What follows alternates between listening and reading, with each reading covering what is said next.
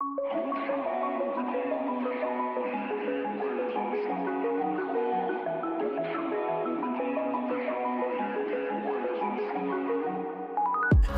I put something on TV, so we never think about you and me. But today Hey ladies, welcome back to another segment here at Gigi Vibes Florida.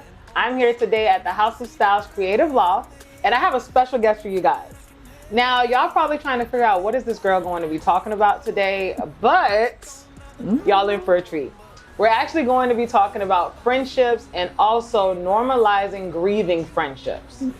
I have my friend Jenice here. Hello. The owner of House of Styles Creative Loft, and we just gonna get this conversation started. Yes. Now, before we get into this deep conversation, please don't forget to like, comment, share, and if you love my channel, because I know y'all do, subscribe to my channel.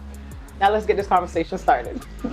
Now, you know, I called you and I was like, I want you to be on here because I felt like I've asked so many people, like, what are your take on friendships? How do you grieve friendships? And I always have people tell me, girl, cut that person off. Like, why are you so burnt out of shape over friends? And I'm just like, I have a hard time cutting people off because I think I face abandonment issues. Okay.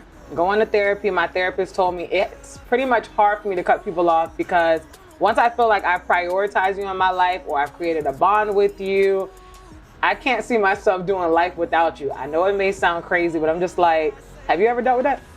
Absolutely. Once you get attached to people, you know, you start to see yourself and that person in the future. Yes. And not only do you see yourself and that person, but you see your dreams, Yep. you see your hopes, you see your fears, you see your success, you see your celebration, all of that connected together with that friend that you may have. And what nobody teaches us as children, it's okay to have friends, but friends might come in seasons. I don't think I passed that lesson to understand that friends come in seasons because I have friends I've grew up with since, you know, we were 2 and then I'm like 31 right now and I'm like, oh, I want you to go like till we on the rocking chairs. And it doesn't happen. And it doesn't happen because what you might have been trying to do was make them the entire book. And God was like, I just wanted them to be a chapter. And then I hear a lot of no new friends. Yes. You know, a lot of people say Shout no out new to Drake. friends. But then think about it from this perspective. What if your greatest friend comes when you're 35? What if your greatest friend comes at 50? You know, so you've closed the door on something great. You know, because your latter days could be better than your current days that you have in front of you. I've dealt with some friendship issues. I currently have a friend. I have 2 friends from high school. Still have 2 friends, amazing best friends from high school. Both of them were in my wedding. Wow. Both of them are still currently my friend right now. Now, they're not my friend in business. And you know I'm heavily saturated in business because we do life together. Those 2 ladies, we do life together. So you pretty much can say those are your ride or dies. They like family. They are like family. So when it comes to business, I have business friends and then I have life friends. So what allowed you to understand, like going through different phases of life, that those friends were someone that you can keep long term? Problems. Problems with people. Let me understand that, hey, they're still constant, whereas these other people are wishy-washy. I can call my ride or die friends 2 o'clock in the morning, crying. I ain't even got to say nothing. They already know.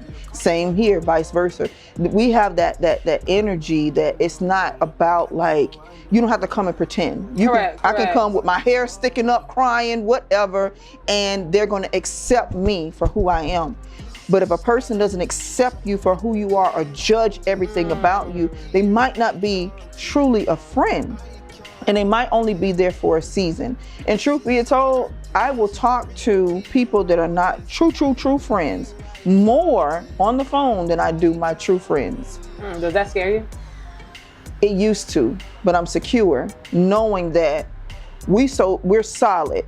Our foundation is deep. So it's so deep that, you know, it's like if this is the surface and then the roots of our our relationship is all the way here, if anything on the top, wind blows, tornadoes, rain, hail, all of that, it's so deep down here that it can't turn over. But our surface relationships, when the storms of life come, they blow over. See, it's crazy how you say that, and not to cut you off. I've had friends that, again, I've known them for years, but the minute I start having like more conversations with people I just met, for some reason they feel like the foundation that we have is not solid enough that it can withhold me being friends with other people. And that's sometimes a little bit jealousy and envy, because it comes from where they might feel like, oh gosh, you know what? What's wrong with me? Why is she there? But you're evolving in business. You're doing amazing things. So you're going to meet what? You're going to meet new people. You're going to meet people that you're going to go to dinner with, that you're going to talk on the phone with, you're going to connect with, you're going to grow with. That does not mean that your real friend is not your friend. It just means that this moment in your life that you're shifting and creating new relationships. And it takes a person that's really solid and a person that really understands and comfortable with themselves. Hey, just because you go to dinner with somebody at 5 o'clock and y'all connecting over something that we're not connecting with doesn't mean that we're not friends. We are still friends. It just means that we're growing, we're evolving. The branches on our tree are extending. You know what I'm saying? Yeah. So when you're just a little thing, a little tree that's being planted in the ground, you don't have those branches all over the place. But as you grow and evolve, you're growing and evolving. So, I grew up in a household where I was the oldest out of 7. My siblings were my friends, but it was difficult for me to be friends with my siblings because of the age gap. Makes sense. So growing up, I was more like a mother figure to them. So if I didn't have outside friends, I had nobody. So coming from, certain families and their cultures, they might not celebrate friendship. And I don't know if it was celebrated in your household, friends are celebrated, but if it wasn't celebrated and it's more so like family, and you don't have that bond and closeness with your family, then you feel isolated. Well, for my family, like I've watched my mom have friends that come and go. And it used to bother me because I would see her give her all to people. And I'm just like, why are you not friends with this person anymore? Like I'm talking about would practically give someone the shirt off her back.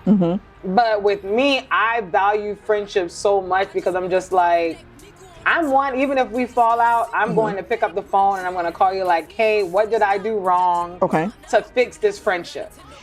Do you feel bad about that?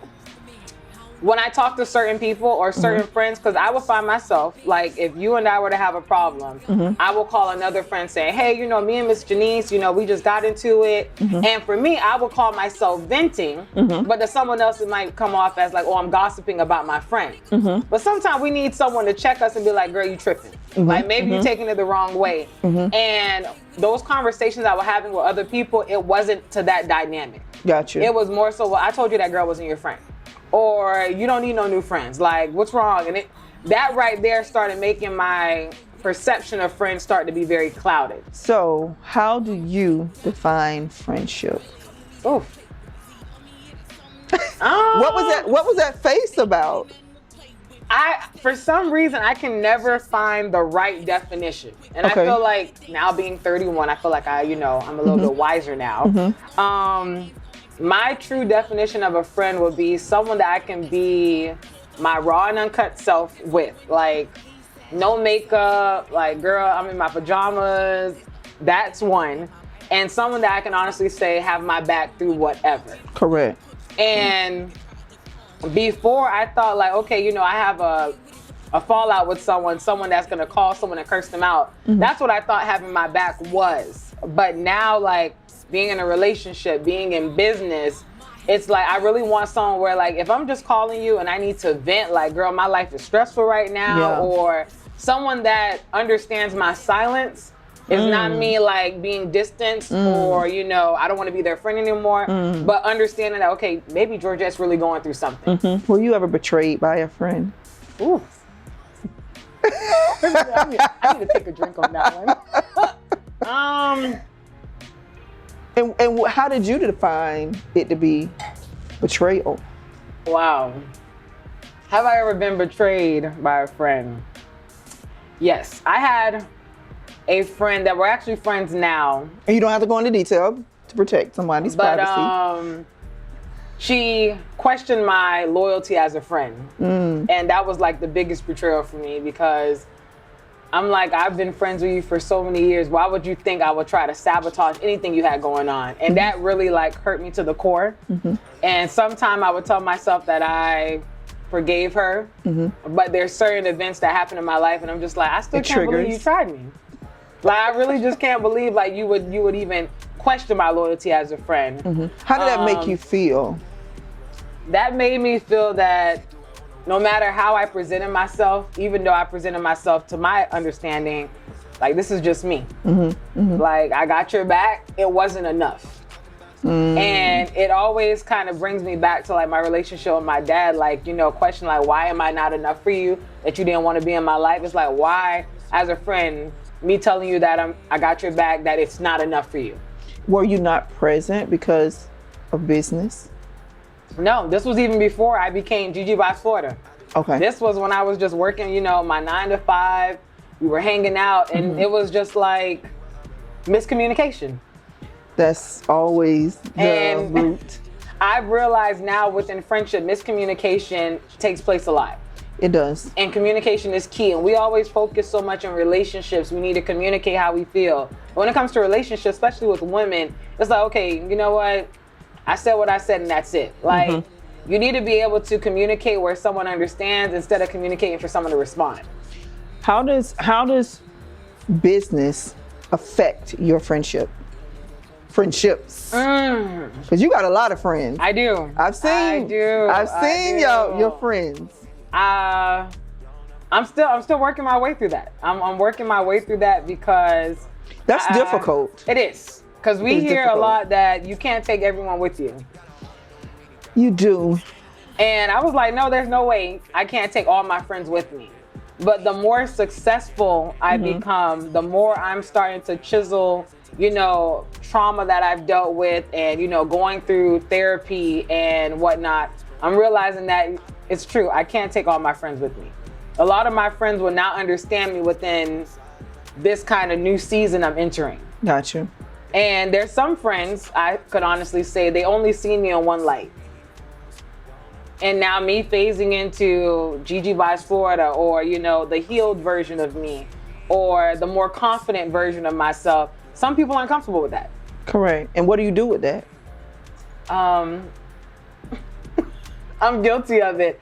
I try to dumb myself down. Okay. To keep that friendship. Okay. And I've seen it happen plenty of times. And I don't like how it makes me feel, because I'll start getting, you know, to the point where maybe I shouldn't tell this person, you know, what's going on in my life. But this is someone I used to tell everything. And I'm like, I don't want to have to think that my friend is someone that's not genuinely happy for me. But, you know, I'm starting to see more and more that within female friendships, women, you know, friendships, envy can start brewing. Jealousy can start brewing. And a lot of people don't know how to articulate that. Correct. A lot of people don't know how to Especially if you're the one who is being jealous. Correct. Or if you're the one who's being envious. Correct. Who wants to admit that I have a jealous spirit upon me? Yes. I have an envious spirit upon me. But as you see someone operating in their gifts, they're moving forward, they're getting married, they're buying houses, they're having kids, they're purchasing those dream cars, and they're doing the work in order to achieve their dreams. And they might feel like they're being left behind. Yep. And I can admit, I was not always the best version of a friend. Like, me looking in the mirror, I was not always the greatest friend. So what's the worst thing you think you've done as a friend? I was not showing up for a friend or friends the way I wanted them to show up for me. Like, I recently reached out to 2 young ladies that I was friends with. You know, I thought we had a really great friendship and relationship, and we just started like withering away. And I can honestly say I valued that friendship because, you know, we used to hang out all the time. I could go to her house, you know, we could just cook breakfast. And I felt like I was myself. Like, they seen me, like they seen me and they heard me. And I reached out and I was like, I just wanted to clear the air. If I wronged you in any kind of way, I apologize. And it took them for a loop, like, is this really, Georgette calling me? Like, because we haven't talked in I've had my locks for almost 5 years. We haven't talked in 4 years. So if you saw him today, would it be awkward? No, we'll speak, but it was like the relationship we had, it was not there. It wasn't there. And I asked them like, hey, did I do anything wrong? And it was like, you know what? One thing I didn't like about you is I valued your presence for very, monumental things that took place in my life, and you never showed up. And I was like, damn. Was it that you were going through something at that season? Or you just like, I just don't feel like showing up? It was, I don't feel like showing up. I would say yes in the moment because I wanted to please other people instead of just listening to myself, that maybe I just didn't want to go. Gotcha. Work, I prioritize work so much that was like my main focus. And with me, I look back, I'm like, when my grandma passed away, they showed up in their work uniform and they were there. And it just goes to show that they prioritized something that was very, near and dear to me. And I wasn't reciprocating that energy. You said something that's key, prioritize. Yes. And I am guilty of that, where I might have put work in front of people. I'm gonna be honest. We're human. As we strive for the next greatest client, the next greatest whatever, you will say, if I can, work a little bit harder, work an extra hour. Yep. I don't know if you've done that. I am guilty of that. I'll not show up to events like, hey, I need you here. And I'm like, girl, I'm coming. And then. And what were you doing? I'd probably be on the couch watching, Lifetime. And I think as business owners, the prioritization, I mean, I'm pausing right now because this is making me realize that I missed out on a lot because I wanted an extra hour to work on something that I could have worked on. And one thing we can't get back is time. We can't. And I realized with them, birthdays, they always remember that I valued birthdays. Even if it was something that they brought me a cake, they'll show up at my job and bring me a cake. I still have those pictures. Christmas, they knew I love Christmas. Christmas, I still wear the same robe one of my friends got me because she knew Gigi's so Christmassy, she wants the Grinch and all of that. And I was like, okay, this person actually took inventory of what made me happy. While I was sitting here. Did you do the same? Did you reciprocate? I didn't. And I think the reason why I was not reciprocating it with them, I was pouring into other friendships that more so was not cultivating the person I was going to become. Why is that? Was it because those other friendships you thought had a gain that you wanted that you didn't value in the current friendship that you have? I wouldn't say that. I would say with the other friendships, it was more common. I wasn't uncomfortable. Okay. And not necessarily uncomfortable being myself. It was just okay, I knew we were going to hang out. I knew we were going to the club. It was that's what we had. And I was still in that phase of my life, clubbing, drinking. So I didn't want to hang out with my friends that, let's just, girl, come to my house and we're going to be watching TV. I'm like, I don't want to be at the house. I want to be hanging out. And when I look at that, I didn't. And when I look back, I'm like, I'm no longer friends with those same people that I was doing all of the partying and all of that stuff with. And we grew apart. And I reached out to another friend that I literally called her my diary. Is it scary when you stop being a friend with somebody that's very? Because you're like, I told you, they know where the body's buried. My significant other. And that friendship, I would say, that probably is the one friendship that broke me the most. So let's get into that. So I might start crying. We want the tears. We want the emotion. Yes. That's how Oprah got her ratings. We're just gonna have to cut that. Y'all tune in for part 2. Yes.